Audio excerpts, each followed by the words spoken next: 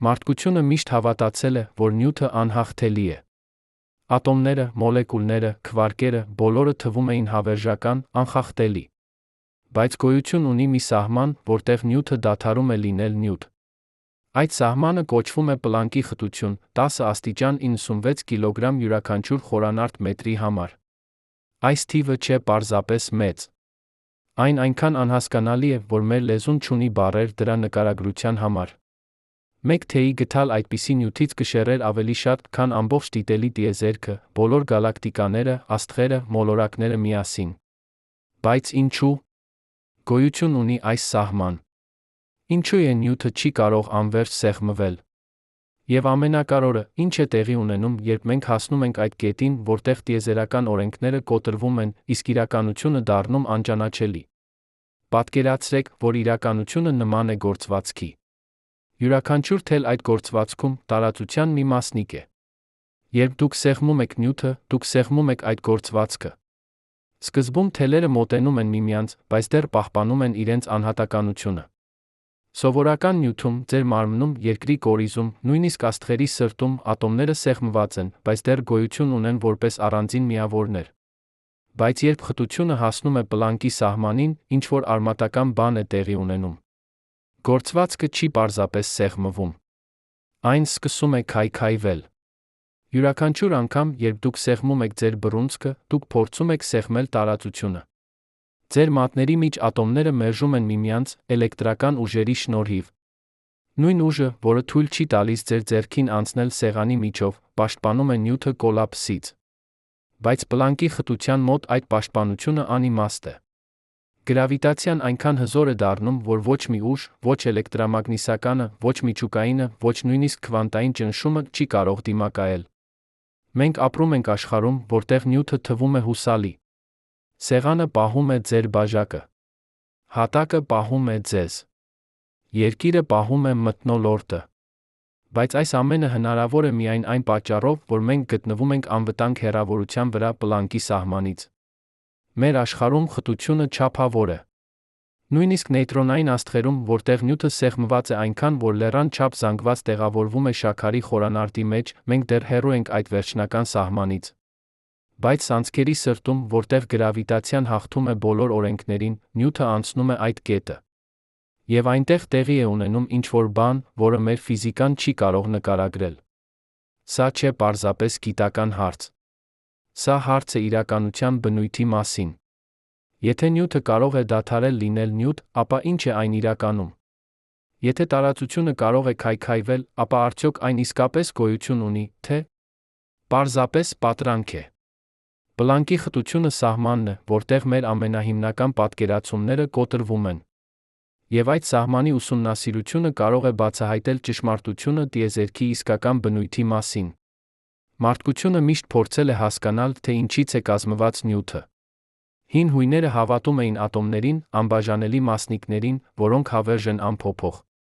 Դեմոկրիտոսը երակայում էր, որ եթե դուք կտրեք խնձորը կիսով, ապա կիսերը կրկին կիսով, ապա վերջապես կհասնեք մի կետի, որտեղ հետագա բաժանումը անհնար է։ Այդ վերջնական մասնիկը, նա կարծում էր, կլիներ իրականության հիմքը։ Բայց նա սխալվում էր։ Ոչ այն իմաստով, որ ատոմները չեն գոյություն, այլ այն իմաստով, որ նրանք ամենին էլ անբաժանելի չեն։ 2000 տարի անց, 19-րդ դարի վերջում, ֆիզիկոսները սկսեցին բացահայտել ատոմի ներսը։ Ջոզեֆ Ջոն Թոմսոնը հայտնագործեց էլեկտրոնը, փոքրիկ բացասական լիցքավորված մասնիկը, որը պտտվում է ատոմի շուրջ։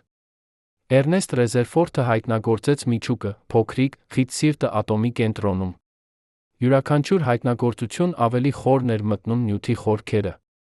Բայց ամենակարևոր հարցը մնում էր անպատասխան՝ արդյոք գոյություն ունի վերջնական սահման։ Քվանտային մեխանիկայի ծնունդը 20-րդ դարի սկզբին բերեց նոր պատասխաններ, բայց նա նոր հարց էր։ Մաքս Պլանկը, գերմանացի ֆիզիկոս, ով փորձում էր լուծել պարզ խնդիր, ինչպես է տաք մարմինը ճառագայթում լույս, հայտնագործեց ինչ-որ անսպասելի բան։ Էներգիան չի կարող լինել անվերջ բաժանելի։ Այն գալիս է փոքրիկ փաթեթներով, քվանտներով։ Եվ այդ քվանտների չափը որոշվում է մի հաստատունով, որը հիմա կոչվում է Պլանկի հաստատուն։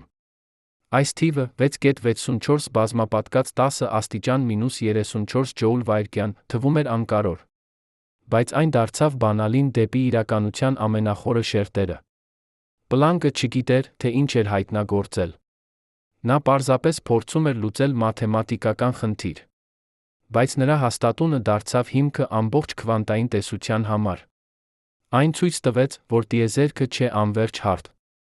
Այն ունի հատիկավորություն, ինչպես լուսանկարը, երբ դուք մեծացնում եք այն բավականաչափ։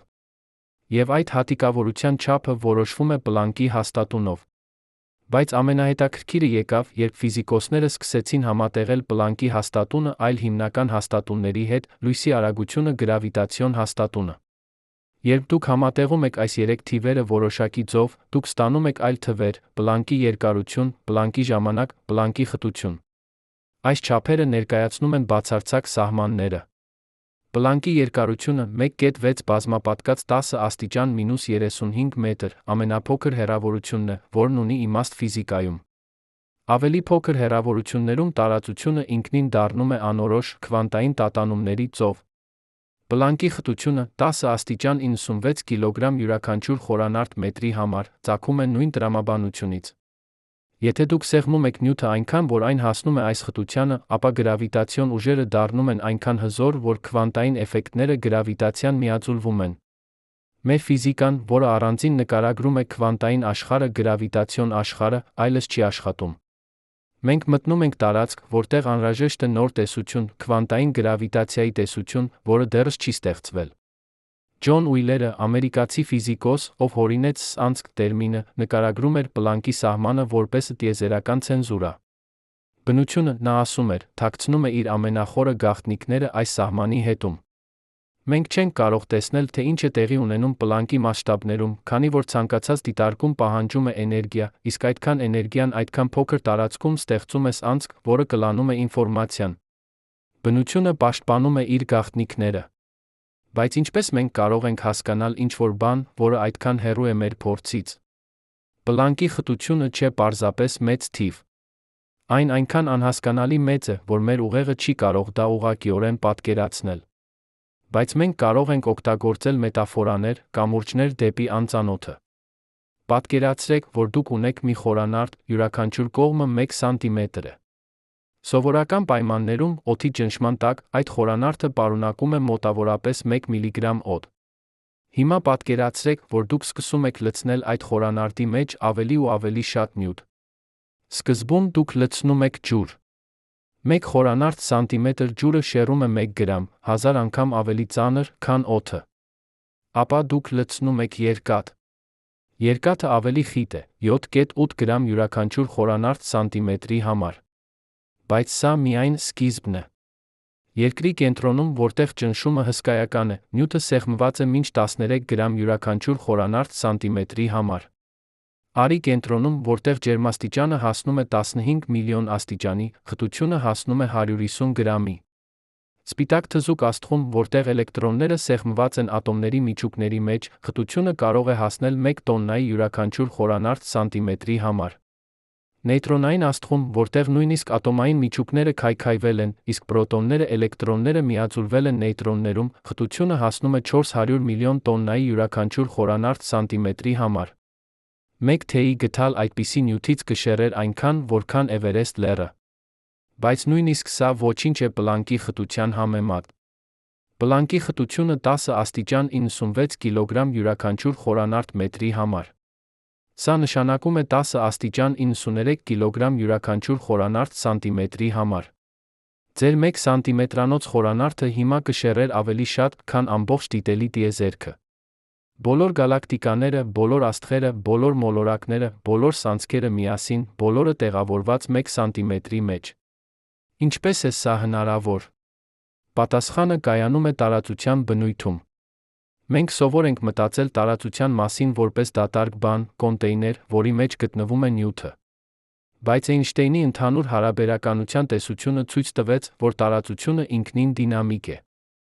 Նյութը էներգիան ծռում են տարածությունը, ստեղծելով այն, ինչ մենք զգում ենք որպես գրավիտացիա։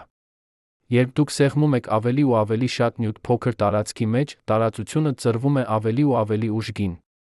Պատկերացրեք ռետինե թերթ, որը ձգված է։ Եթե դուք դնեք փոքր մարմար այդ թերթի վրա, այն կստեղծի փոքր փոս։ Ավելի մեծ գնդակ կստեղծի ավելի խոր փոս։ Բայց եթե դուք շարունակեք ավելացնել ավելի ու ավելի ծանր օբյեկտներ, վերջապես ռետինե թերթը կսկսի պատռվել։ Պլանկի խտությունը այն կետն է, որտեղ տարածության գործվածքը այլևս չի կարող դիմակայել։ Այն սկսում է քայքայվել ոչ թե մեխանիկական իմաստով, այլ ավելի հիմնարար իմաստով։ Տարածության հատկությունները, որոնք մենք ընդունում ենք որպես տրված երեք չափումները, անընդհատությունը, պատճառականությունը, բոլորը դառնում են անորոշ։ Քվանտային մեխանիկան ասում է, որ փոքր մասշտաբներում ամեն ինչ տատանվում է։ Էլեկտրոնը չունի ճշգրիտ դիրք, այն գոյություն ունի որպես հավանականությունների ամփ, բայց սովորաբար այս տատանումները փոքր են։ Պլանկի մասշտաբներում, սակայն, այս տատանումները դառնում են ամեն ինչ։ Տարածությունը ինքնին սկսում է տատանվել, ստեղծելով ոչնչացնելով վիրտուալ մասնիկներ, բացելով-փակելով փոքրիկ որդեր դեպի այլ չափումներ։ Ջոն Ուիլերը կոչեց սա տարածության փրփուր տարածությունը պլանկի մասշտաբներում նման է եռացող ջրի լի փոքրիկ պղպջակներով, որոնք հայտնվում անհետանում են անընդհատ։ Երբ նյութը սեղմվում է պլանկի խտության մոտ, այն մտնում է այս քաոսային ռեժիմ։ Ատոմները, որոնք կազմված են էլեկտրոններից միջուկներից, քայքայվում են։ Միջուկները, որոնք կազմված են պրոտոններից նեյտրոններից, քայքայվում են։ Պրոտոնները նեյտրոնները, որոնք կազմված են քվարկերից, քայքայվում են։ Նույնիսկ քվարկերը, որոնք մենք կարծում էինք, որ հիմնարար են, կարող են քայքայվել ավելի խորը կառույցների մեջ, լարեր, եթե լարերի տեսությունը ճիշտ է։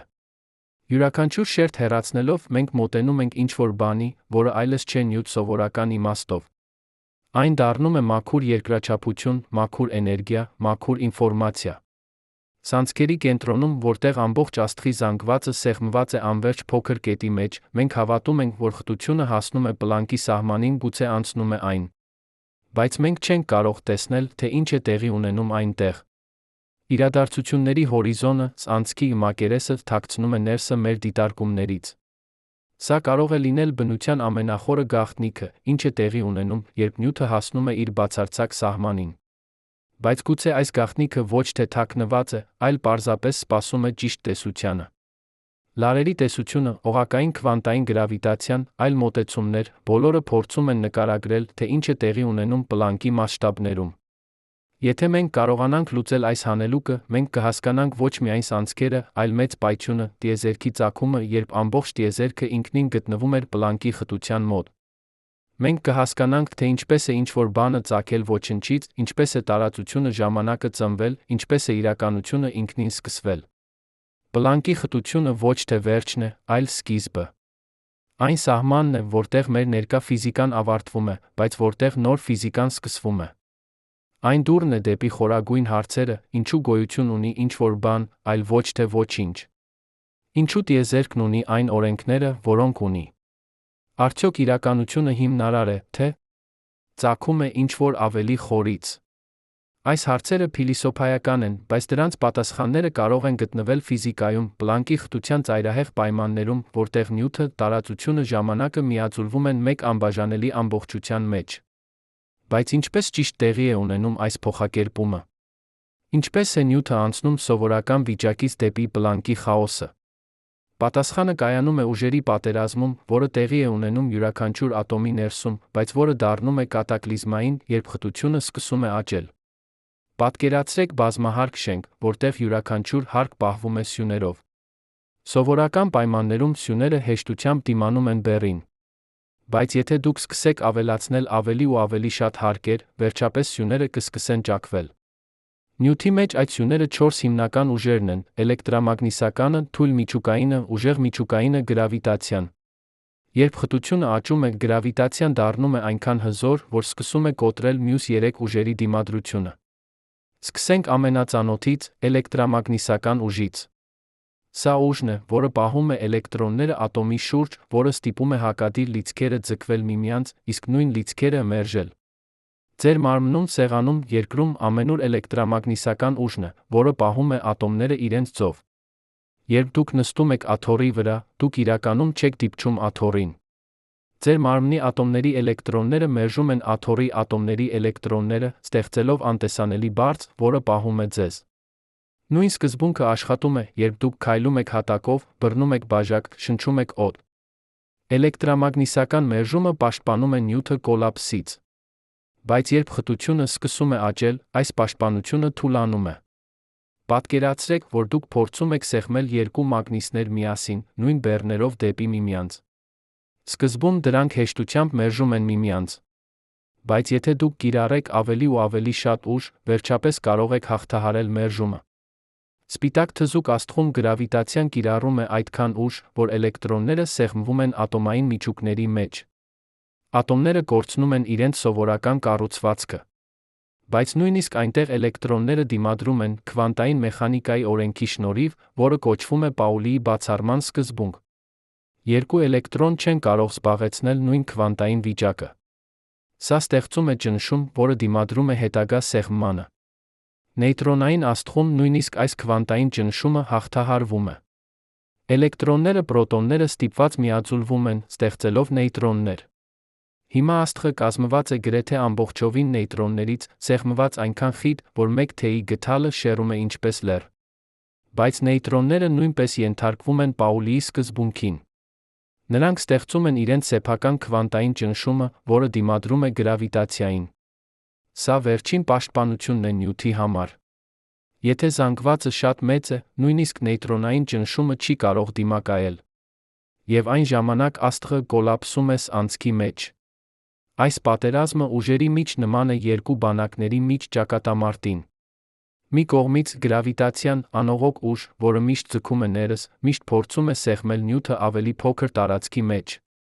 Մյուս կողմից էլեկտրամագնիսական թույլ ուժեղ միջուկային ուժերը, որոնք դիմադրում են, որոնք պահում են նյութի կառուցվածքը։ Սովորական պայմաններում պաշտպանողները հաղթում են։ Բայց երբ զանգվածը բավականաչափ մեծ է, գրավիտացիան անխուսափելիորեն հաղթում է։ Եվ երբ այն հաղթում է, կոլապսը դառնում է անդադար։ Պլանկի խտության մոտ նույնիսկ ուժեղ միջուկային ուժը, ամենահզորը բոլոր 4 ուժերից, դառնում է անիմաստ։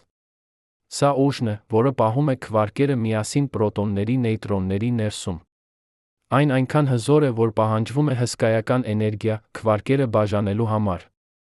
Իրականում, մենք երբեք չենք տեսել ազատ քվարկ, նրանք միշտ կապված են 3 կամ ավելի խմբերով։ Բայց պլանկի խտության մոտ նույնիսկ այս ամենահզոր կապը պատռվում է։ Քվարկերը ազատվում են։ Եվ ապա նրանք ինքնին սկսում են քայքայվել, եթե նրանք իսկապես կազմված են ավելի փոքր բաներից, լարերից կամ այլ հիմնարար օբյեկտներից։ Բայց ամենաարմատականը տեղի է ունենում տարածության ժամանակի հետ։ Էյնշտեյնը ցույց տվեց, որ տարածությունը ժամանակը ճկուն են, որ նրանք ծրվում են նյութի էներգիայի ներկայությամբ։ Երբ դուք նետում եք գնդակ, այն շարժվում է ուղիղ գծով ձեր հեռանկարից, բայց իրականում այն հետում է ծրված տարածության կորագծին, որը ստեղծված է երկրի զանգվածով։ Սա գրավիտացիան է, ոչ թե ուժ, որը ձգում է, այլ տարածության երկրաչափության արդյունք։ Երբ խտությունը աճում է, տարածության կորագիծը դառնում է ավելի ու ավելի սուր։ Սանցքի մոտ այն այնքան սուր է, որ նույնիսկ լույսը չի կարող փախչել։ Իսկ պլանկի խտության մոտ տարածության կորագիծը դառնում է անվերջ սուր։ Տարածությունը ինքնին սկսում է քայքայվել։ Պատկերացրեք թուղթ, որի վրա դուք նկարել եք քարտեզ։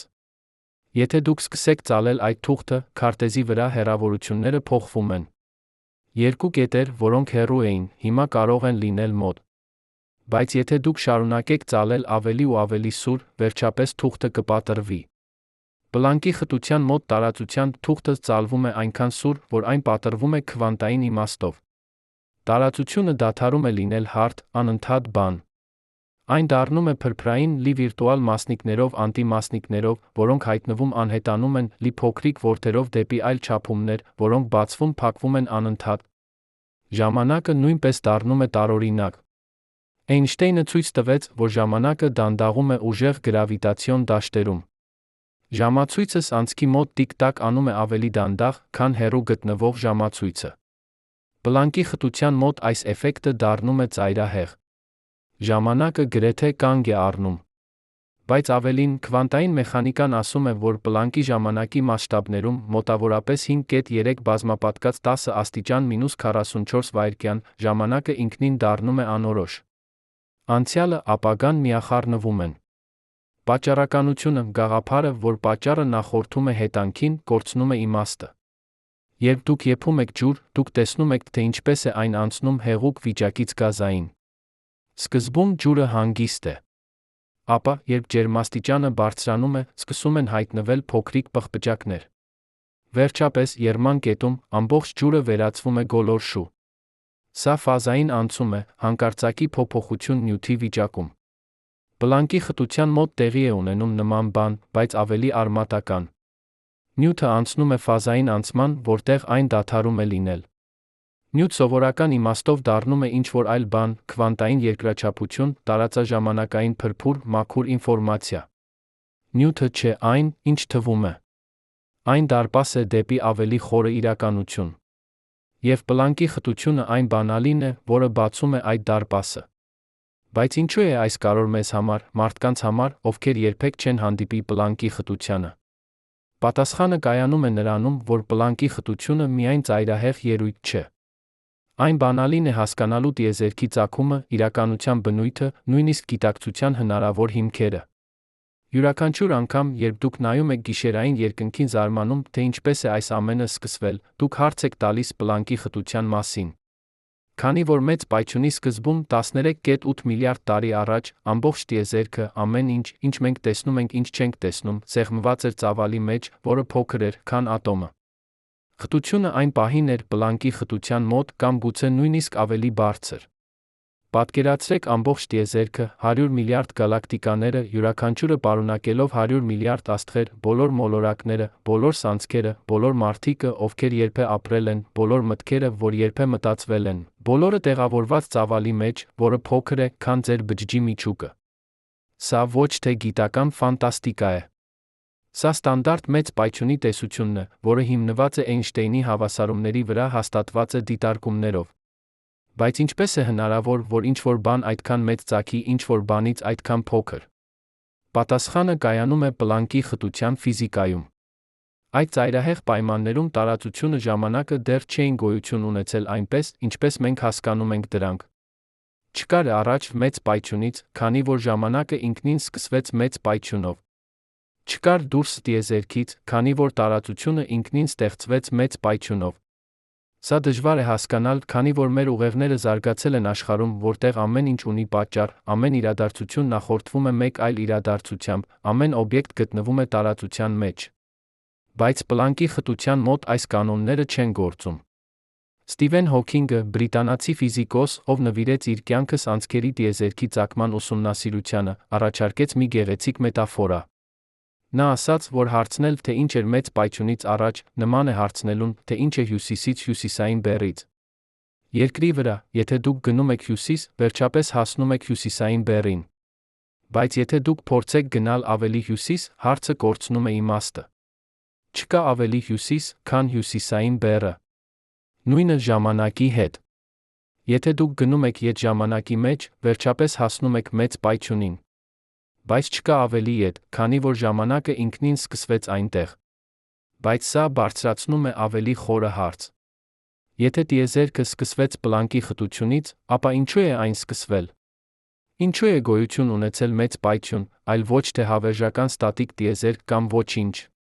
Քվանտային մեխանիկան առաջարկում է հետաքրքիր պատասխան։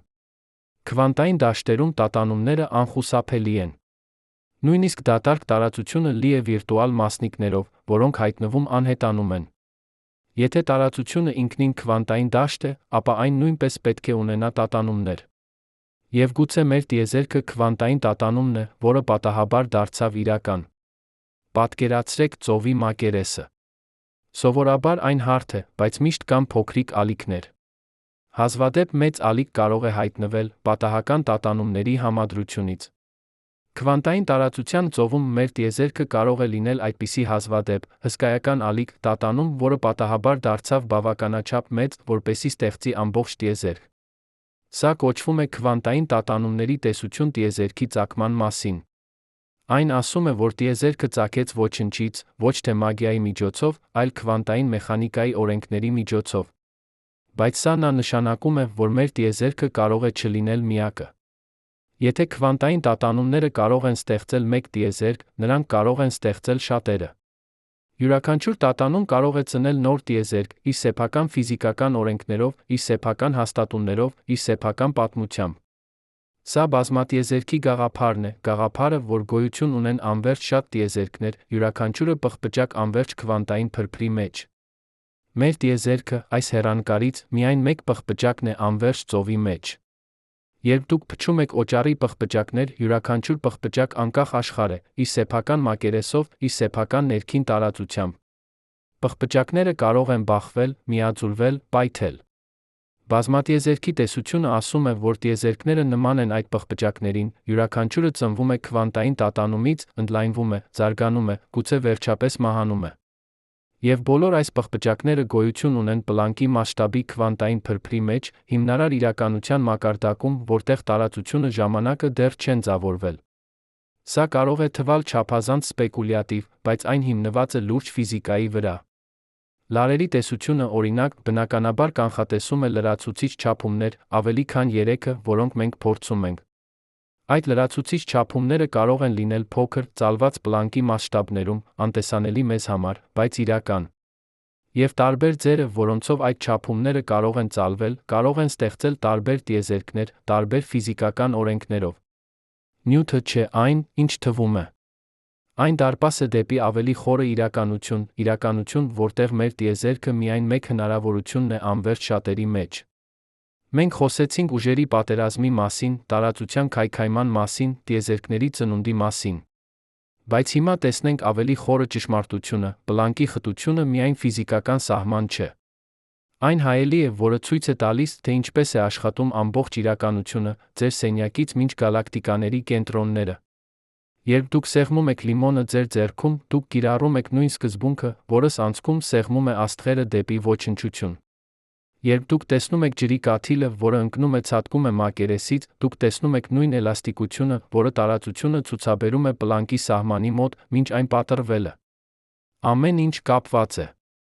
Փոքրը մեծը, ծանոթը անծանոթը, բոլորը ենթարկվում են նույն խորը օրենքներին։ Պատկերացրեք, որ դուք կառուցում եք տուն քարերից։ Յուրաքանչյուր քար ունի իր սահմանը, գետը, որտեղ այն կոտրվում է, եթե դուք կիրառեք չափազանց շատ ճնշում։ Փոքր քարերը կոտրվում են հեշտությամբ։ Մեծ ժայռերը պահանջում են ավելի շատ ուժ։ Բայց բոլորն ունեն կոտրման կետ։ Նյութը նույնն է։ Ատոմները կոտրվում են որոշակի էներգիայի մակարդակում։ Միջուկները կոտրվում են ավելի բարձր էներգիայի մակարդակում։ Քվարկերը դեռ ավելի բարձր։ Եվ պլանկի խտությունը այն վերջնական կետն է, որտեղ նույնիսկ տարածությունը ինքնը կոտրվում է։ Սա ունիվերսալ սահման է, ոչ միայն նյութի համար, այլ իրականության համար։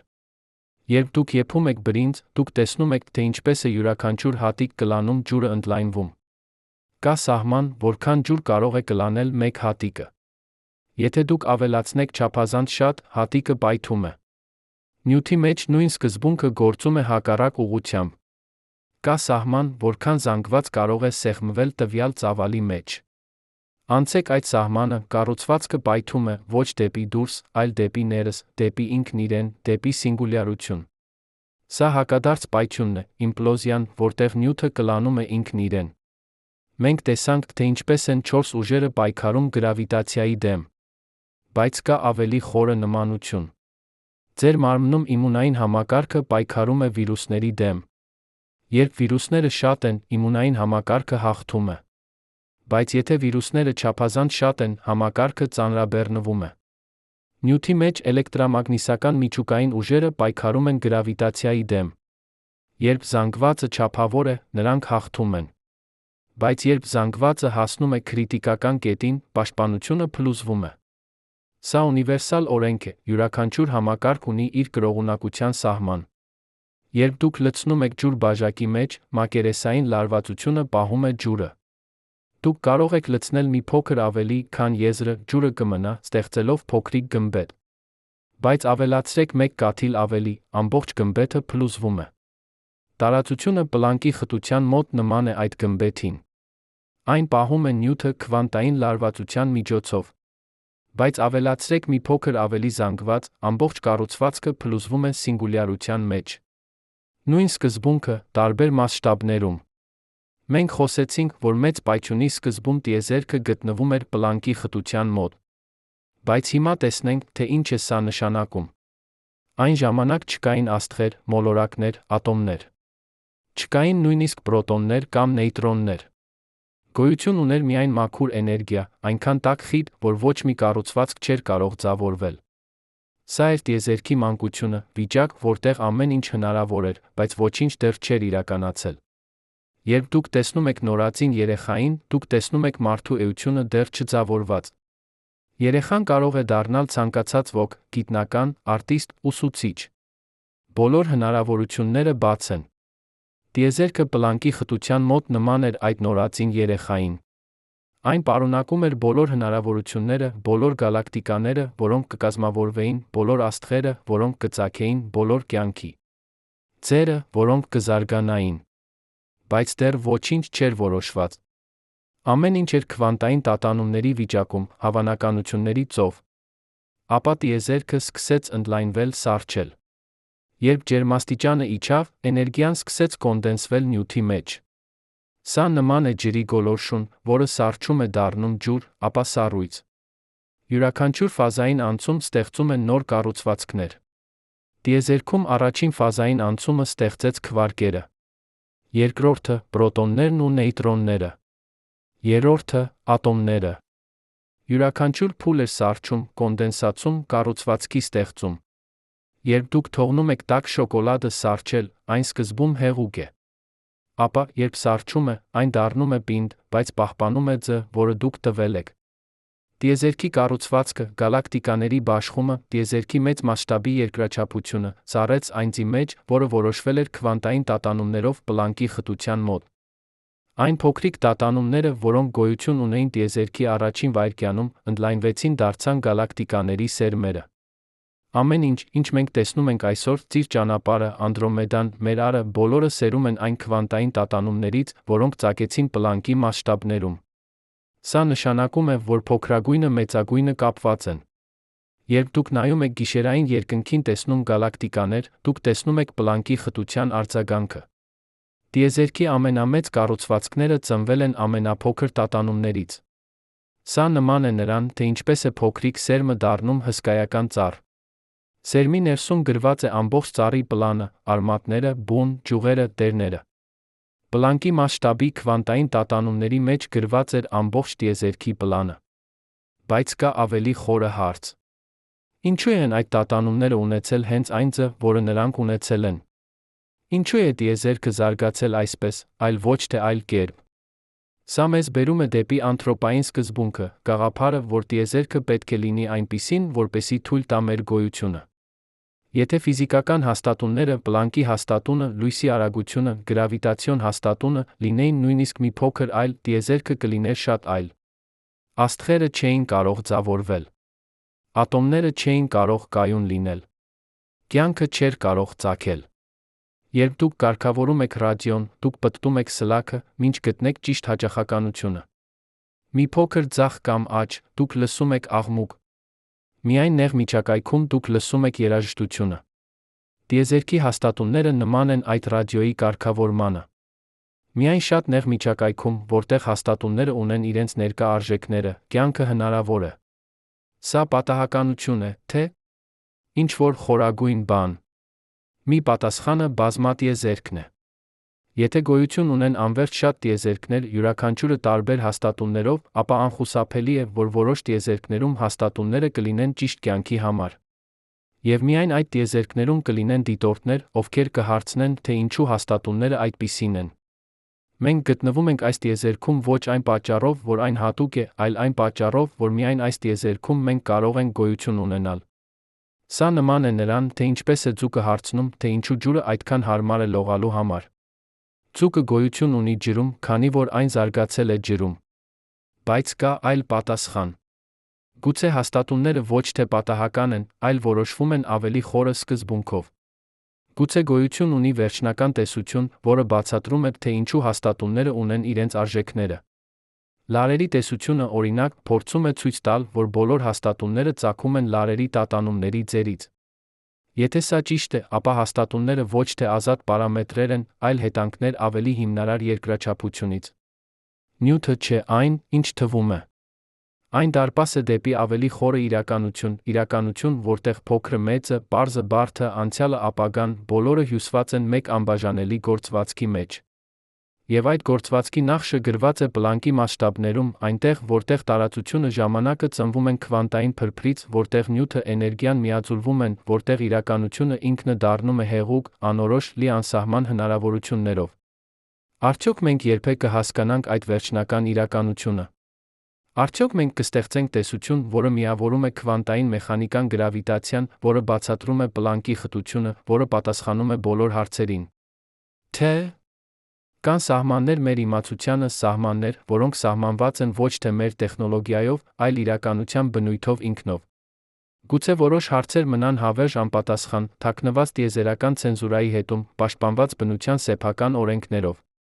Կամ գուցե պատասխանները սպասում են մեզ ոչ հեռավոր գալակտիկաներում, այլ ներսում, մեր սեփական գիտակցության մեջ, որը ինքնին կարող է լինել քվանտային ելույթ, կապված պլանկի մասշտաբի խորագույն իրականության հետ այնպես, ինչպես մենք դեռ չենք հասկանում։ Հիշո՞ւմ եք, ինչպես սկսեցինք։ Մենք խոսեցինք նյութի անհաղթելիության մասին, ատոմների հավերժականության մասին։ Բայց հիմա, երբ անցանք այս ճանապարհը սովորական աստղերից մինչ նեյտրոնային աստղեր, ցանցքերից մինչ մեծ պայթյունի առաջին վայրկյանը, մենք տեսնում ենք այլ ճշմարտություն։ Նյութը ոչ թե անհաղթելի է։ Այն փոխակերպվող է։ Յուրաքանչյուր անգամ, երբ դուք բռնում եք քարը ձեր ձեռքում զգում դրա կարծրությունը, դուք դիպչում եք մի իրականության, որը միաժամանակ ամուր է փխրուն, հավերժական է անցողիկ։ Այդ քարի ատոմները, որոնք թվում են անխախտելի, իրականում ապրում են քվանտային տատանումների եզրին, միշտ պատրաստ փոխակերպվելու, միշտ մեկ քայլ հեռու քայքայումից։ Եվ այս փխրունությունը ոչ թե թուլություն է։ Այն իրականության սրտում ընկած ճշմարտությունն է։ Պլանկի խտությունը ցույց տվեց մեզ, որ գոյություն ունի սահման։ Բայց սա ո՞րն է այդ սահմանը իրականում։ Արդյոք այն պատ է, որը մենք չենք կարող անցնել, թե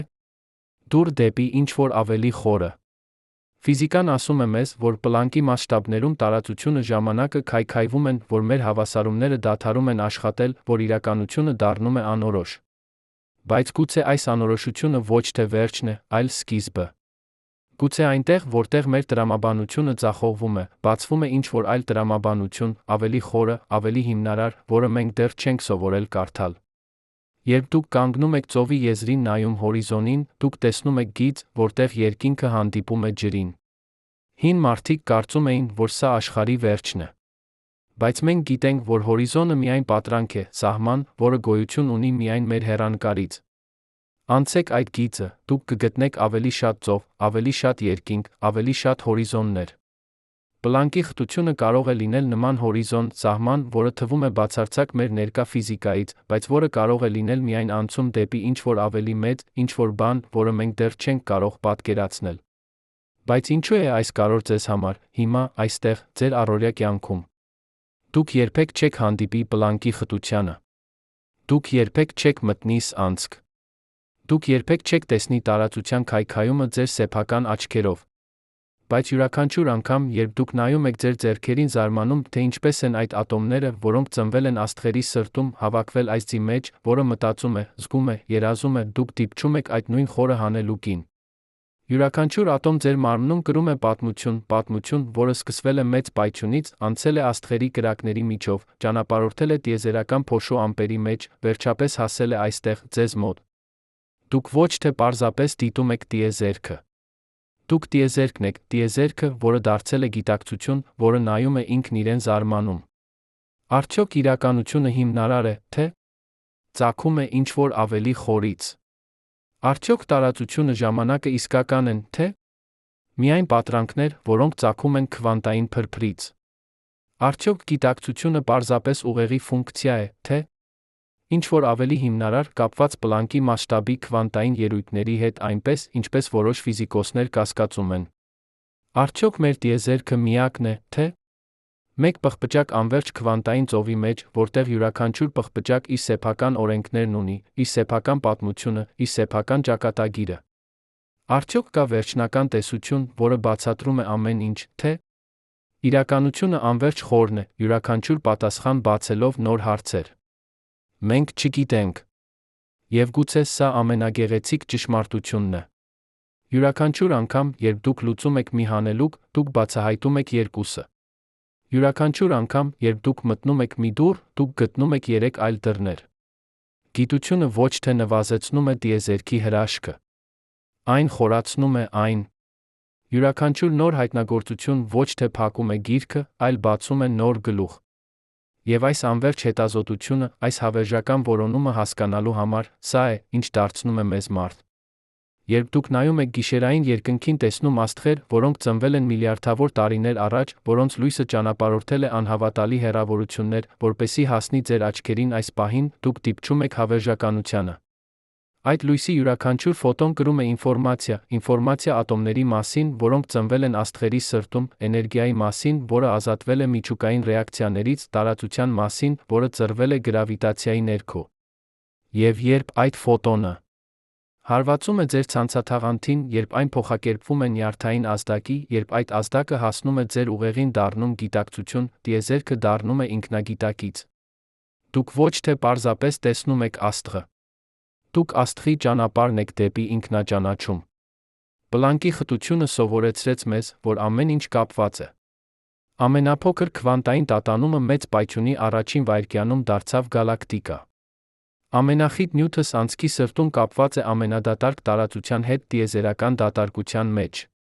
Ձեր մարմնի ատոմները, որոնք ծնվել են աստղերի մեջ, կապված են պլանկի մասշտաբի քվանտային դաշտերի հետ։ Ամեն ինչ մաս է մեկ անբաժանելի ամբողջության։ Եվ այս միասնությունը ոչ թե աբստրակտ գաղափար է։ Այն ֆիզիկական ճշմարտություն է, որը գրված է տիեզերքի օրենքներում։ Բայց գուցե ամենախորը դասը սա է, իրականությունը ավելի տարօրինակ է, քան մենք երբեք կարող էինք երակայել, միաժամանակ ավելի գեղեցիկ։ Մաթեմատիկան, որը նկարագրում է պլանկի խտությունը, ունի էլեգանտություն, որը գրեթե պոեզիա է։ Հավասարումները, որոնք միավորում են քվանտային մեխանիկան գրավիտացիան, ունեն սիմետրիա, որը գրեթե արվեստ է։ Բնությունը խոսում է մաթեմատիկայի լեզվով, այդ լեզուն ունի գեղեցկություն, որը գերազանցում է ցանկացած մարդկային ստեղծագործություն։ Գուցե սա ամենամեծ հանելուկն է, ինչու է տիեզերքը գեղեցիկ։ Ինչու են օրենքները, որոնք կառավարում են իրականությունը, ունեն էլեգանտություն, սիմետրիա։ Ինչու է մաթեմատիկան, որը մենք ստեղծում ենք մեր միտքում, աշխատում է նկարագրելու տիեզերքը։ Երբ դուք լսում եք սիմֆոնիա, դուք զարմանում եք, թե ինչպես են տարբեր գործիքները, ջութակները, տրոմբոնները, ֆլեյտաները միավորվում մեկ ներդաշնակ ամբողջության մեջ։ Տիեզերքը նման է այդ սիմֆոնիային։ 4 հիմնական ուժերը, անհամար մասնիկները, անverջ դաշտերը, բոլորը խաղում են միասին, ստեղծելով իրականության սիմֆոնիան։ Եվ մենք, գիտակցությամբ օժտված էակներ, ունակ ենք ոչ միայն լսելու այդ սիմֆոնիան, այլ հասկանալու դրա կառուցվածքը, գնահատելու դրա գեղեցկությունը, նույնիսկ ավելացնելու մեր սեփական նոտաները։ Եվ այսպես, մենք վերադառնում ենք այնտեղ, որտեղ սկսեցինք, բայց փոխված։ Նյութը, որը մենք կարծում էինք անհաղթելի, բացահայտվեց որպես փոխակերպվող։ Տարածությունը, որը մենք կարծում էինք բացարձակ, բացահայտվեց որպես ճկուն։ Ժամանակը, որը մենք կարծում էինք անփոփոխ, բացահայտվեց որպես հարաբերական։ Իրականությունը, որը մենք կարծում էինք պարզ, բացահայտվեց որպես անverջ բարդ, անverջ գեղեցիկ։ Եվ մենք, փոքրիկ էակներ անհամար գալակտիկաների մեջ, բացահայտվեցինք որպես տիեզերքի ինքնագիտակցության մաս, ատոմներ, որոնք դարձել են գիտակցություն, տիեզերք, որը սովորում է ճանաչել ինքն իրեն։ Պլանկի խտությունը մնում է հանելուկ։ Բայց գուցե հանելուկները գոյություն ունեն ոչ թե լուծվելու, այլ մեզ հիշեցնելու համար, որ իրականությունը միշտ ավելի խորն է, քան մենք կարծում ենք, միշտ ավելի տարօրինակ, քան մենք երակայում ենք, միշտ ավելի գեղեցիկ, քան մենք երազում ենք։ Եվ այդ անverջ խորությունը, այդ անսպառ հրաշքը, սա է, ինչ դարձնում է կյանքը արժանի ապրելու, գիտությունը արժանի հետապնդելու, տիեզերքը արժանի զարմանալու։ Յուրաքանչյուր անգամ, երբ դուք շնչում եք, ձեր թոքերի ատոմները փոխանակվում են օդի ատոմների հետ, ատոմներ, որոնք կարող են եղել դինոզավրի մարմնում, ծառի տերում, հին աստղի սրտում։ Յուրաքանչյուր անգամ, երբ դուք մտածում եք, ձեր նեյրոնները կրակում են էլեկտրական ազդակներ, որոնք կառավարվում են քվանտային մեխանիկայի օրենքներով, նույն օրենքներով, որոնք կառավարում են պլանկի մասշտաբի տատանումները։ Յուրաքանչյուր անգամ, երբ դուք սիրում եք, ձեր գիտակցությունը դիպչում է մեկ այլ գիտակցության, երկու տիեզերքներ, որոնք միավորվում են մեկ պահի համար, երկու աստղեր, որոնք փայլում են միասին անverջ գիշերում։ Եվ այս անվերջ գիշերում, այս անհամար աստղերի մեջ, այս անսահման տիեզերքում մենք շարունակում ենք փնտրել, շարունակում ենք հարցնել, շարունակում ենք զարմանալ։ Քանի որ վերջապես, գուցե ամենակարևոր բանը ոչ թե պատասխաններն են, այլ հարցերը։ Ոչ թե նպատակակետը, այլ ճանապարհորդությունը։ Ոչ թե իմացությունը, այլ զարմանքը։ Եվ այդ զարմանքը, այդ անվերջ հետաքրքրասիրությունը, այդ անսպառ ցանկությունը հասկանալու համար, սա է, ինչ դարձնում է մեզ մարդ, սա է, ինչ կապում է մեզ տիեզերքի հետ, սա է, ինչ տալիս է իմաստ մեր կարճ, թեթ գոյությանը այս անհամար տարածության անվերջ ժամանակի մեջ։